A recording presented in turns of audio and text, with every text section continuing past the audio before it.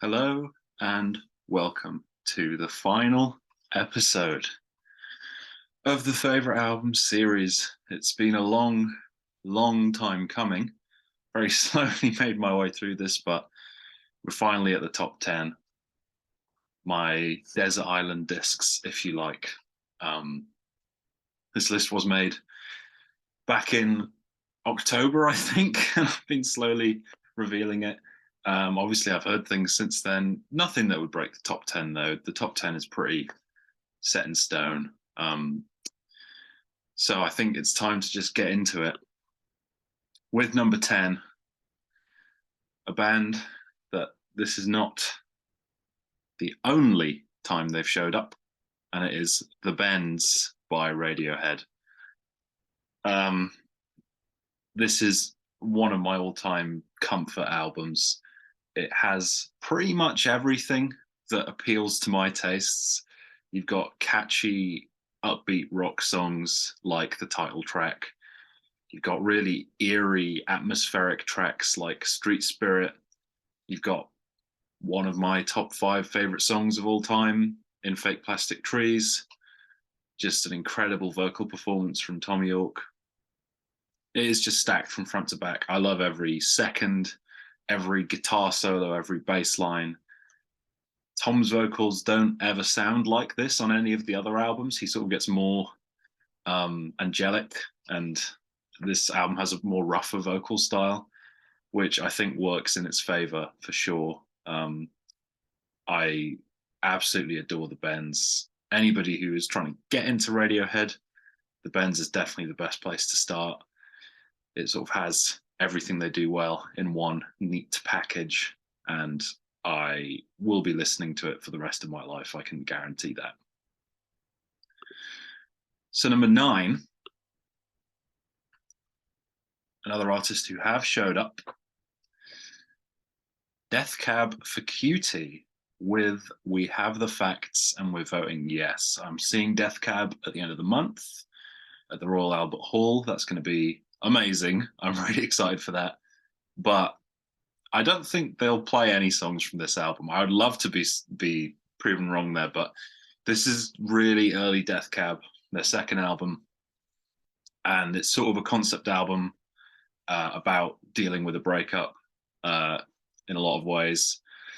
And it just, every single song is a hit. Lyrically, it is incredible. The sort of lyrical depth that Ben Gibbard gets to here, he never gets to again, in my opinion. That is epitomized in the opening track, title track, which is, again, one of my all-time favorite songs. But then you've also got Lowell M.A., which I think is amazing, really catchy.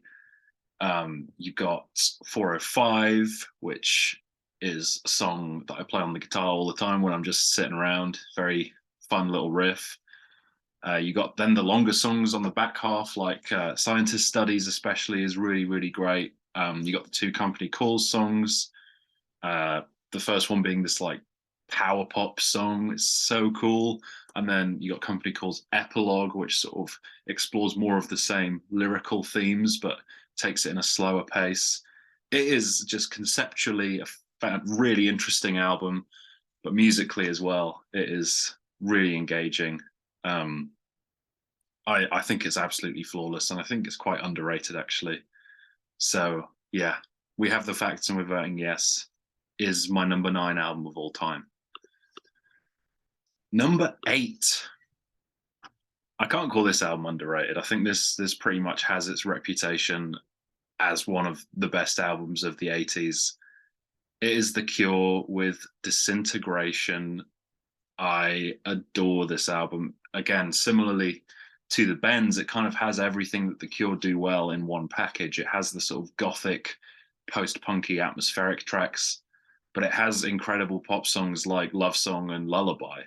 I love Pictures of You as well. I just think for the length of the album, it's incredible that every track is as engaging as the last. I just think there's a real power to this album. And it is, since the first time I heard it, I knew it was going to be one of my favorite albums ever. It was unlike anything I'd ever heard before. It's perfect for a rainy day, you know. That's the kind of vibe I think of when I think of this album.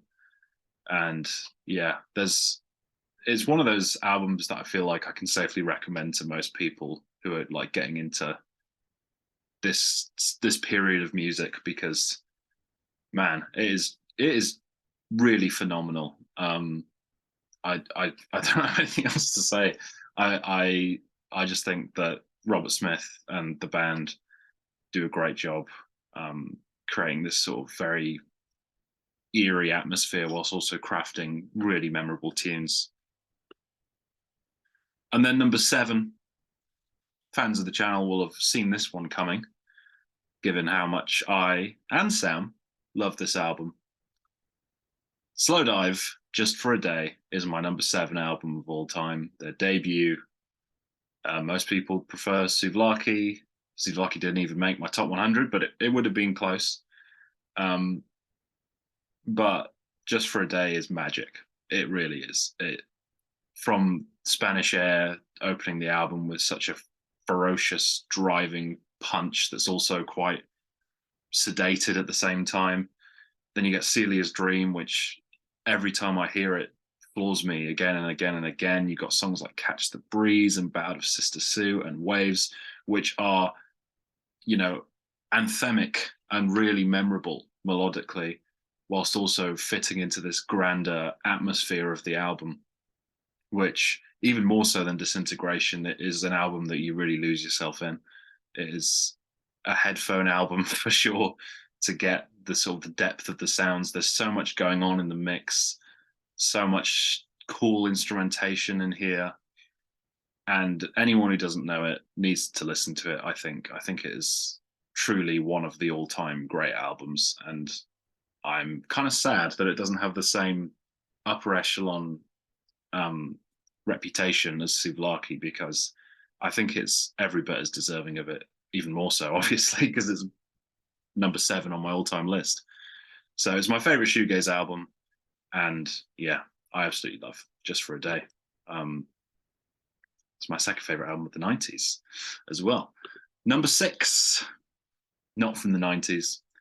I did a video on Rich Strickler's channel ranking the tracks from this album with him and Sam St. John. It's Bridge Over Troubled Water by Simon and Garfunkel, one of the albums that got me into music. Every single track pretty much. Why Don't You Write Me was one that I didn't like for a while, but I've actually come to really love the sort of hokiness of it. But Keep the Customer Satisfied is one of my all-time favorite songs, as is The Boxer, as is The Only Living Boy in New York, as is Bridge Over Troubled Water, as is Cecilia. You get my point. Song for the Asking, even the really short closer, I think is perfect. I think this album is the proof I would go to if anyone questions Paul Simon being up there with the very, very greats of the songwriters. For me, he's up there with Dylan and Costello and all the top songwriters in my book. I think he's right up there.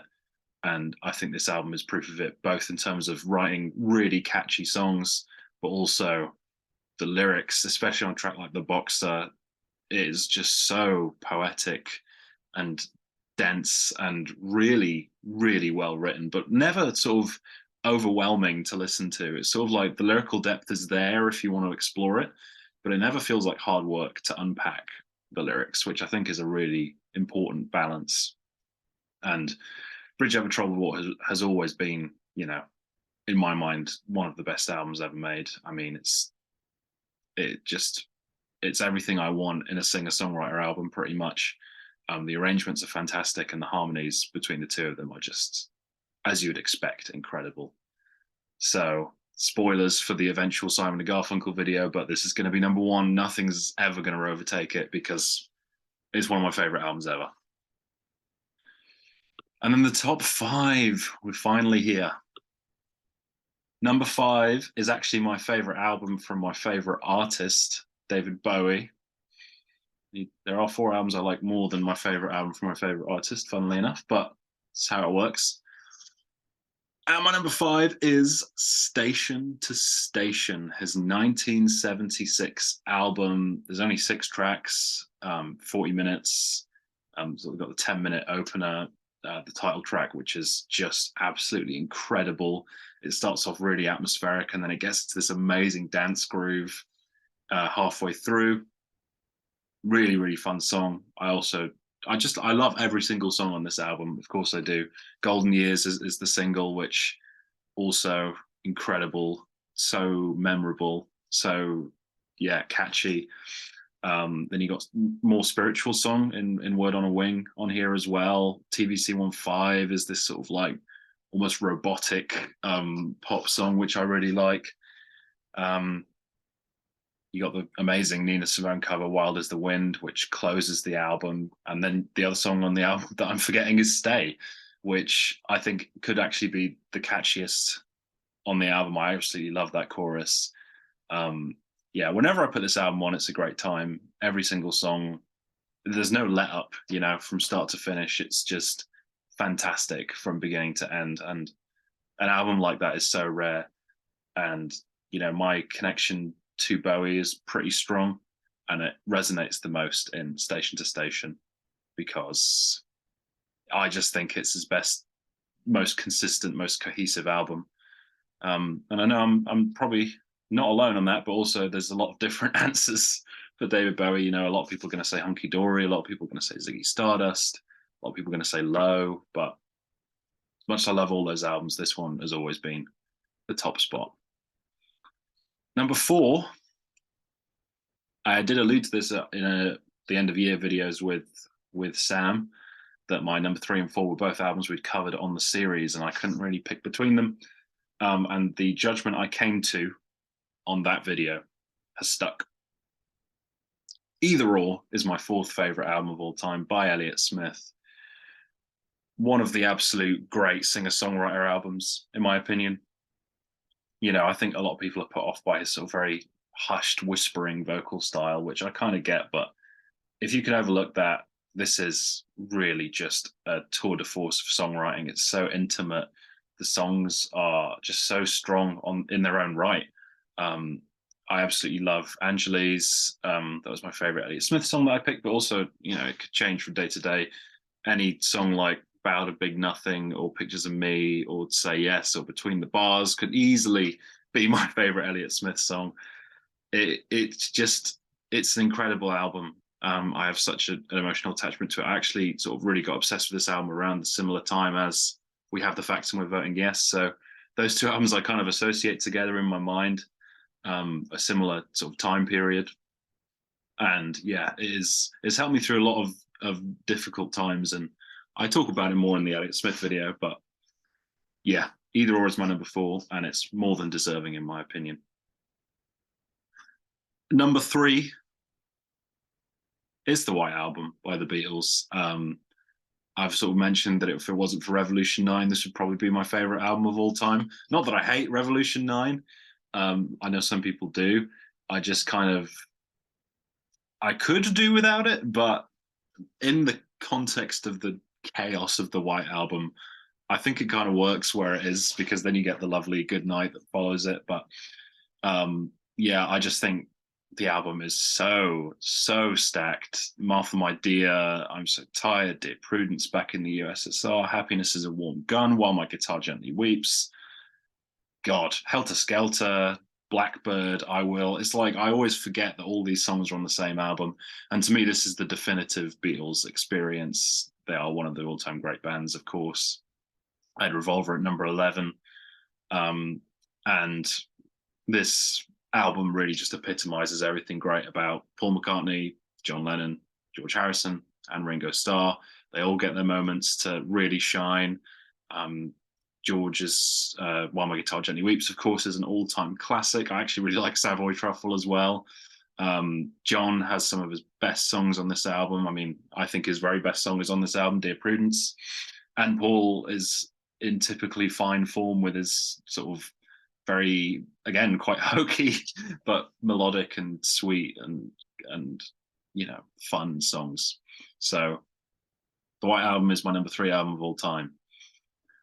Number 2, I've only talked about this artist once on the channel, very briefly, but anyone who knows me knows that this is coming.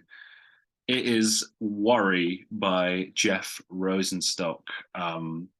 Sort of mishmash of all different types of genres, singer-songwriter, pop punk, punk rock, ska, indie rock, power pop, all kind of mixed into one incredibly consistently amazing package. You got the first side, which opens with the incredible ballad We Beg to Explode, which just explodes into this amazing group vocal at the end, which sends chills down my spine. I've never heard group vocals as good as they are recorded on this album. And then you get Pash Rash, which is under 2 minutes, and I absolutely love that song. I have listened to it so many times. I think it's probably my most listened to song by him, just because I can listen to it again and again and again. That A side in general is just stacked with 6 incredible pop songs, and then the B side is a medley, similarly to Abbey Road, but sort of the punk equivalent of that, where he sort of weaves through all these different punk styles. Like I mentioned, there's a song that's more ska based. There's some really like hardcore punk, a couple songs in there, and the last 5 songs are this anthemic suite of, you know, sort of just incredible music, like almost the absolute pinnacle of music for my money. Very rare that an album can be this fun and catchy, but this emotional at the same time. Lyrically, it's incredible too.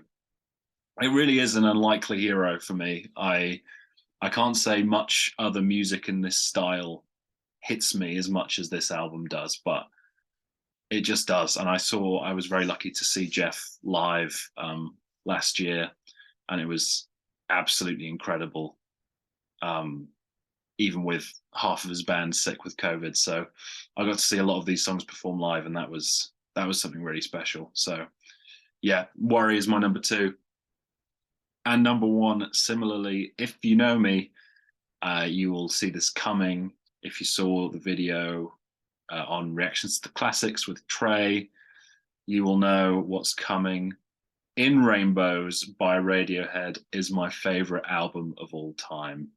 I know I've had 2 Radiohead albums in the top 10, but I couldn't resist. This album almost defies description for me. I just think every element of it is beyond perfection. This is, when I think of the perfect music, this album is what comes to mind.